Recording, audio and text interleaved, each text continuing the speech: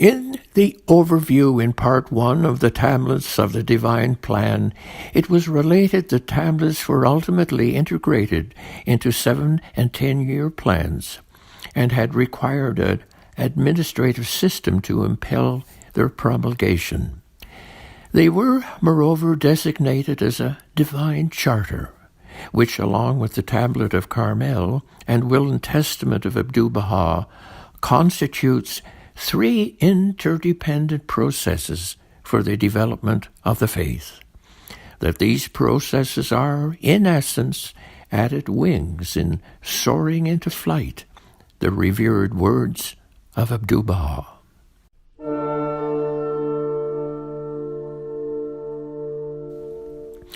And in Part 2, elaborates on the premise and scope of the unfoldment of the plan. Abdu'l-Baha conveys in these words the joint mission between the United States and Canada, as through you the fame of the cause of God may be diffused throughout the East and the West, and the advent of the kingdom of the Lord of hosts be proclaimed in all the 5 continents of the globe. In quoting the Christian gospel adds, "Travel ye to the east and to the west of the world, and summon the people to the kingdom of God."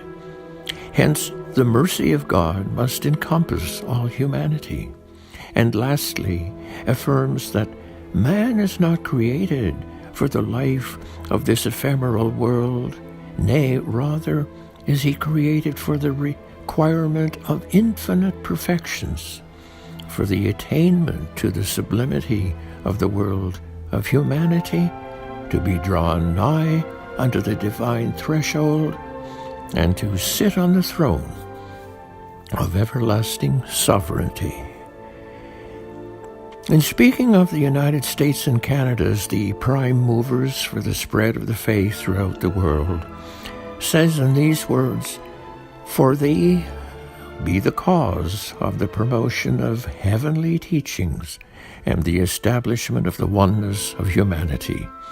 And again, that this world-embracing alliance would require of members firmness in the covenant, united in love and fellowship amongst themselves, and to be able to travel.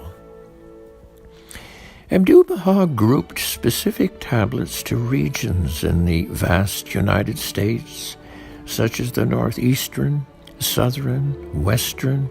and central states, wherein his words, "The rays of the heavenly teachings may begem and brighten the states of America, like the infinitude of immensity with the stars of the most great guidance." That praise be to God that you are occupied in the service to the kingdom of God and are engaged in the promulgation of the religion of God by day and by night, that praiseworthy results may become conducive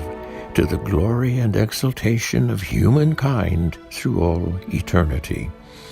Thus each region carried different directives relative to their characteristics, teaching, and travel needs.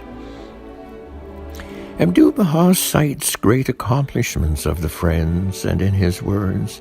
"Praise be to God that Chicago and its environs, which from the beginning of the diffusion of the fragrances of God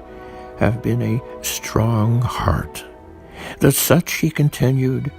"is indeed a great privilege, for in the future centuries and cycles,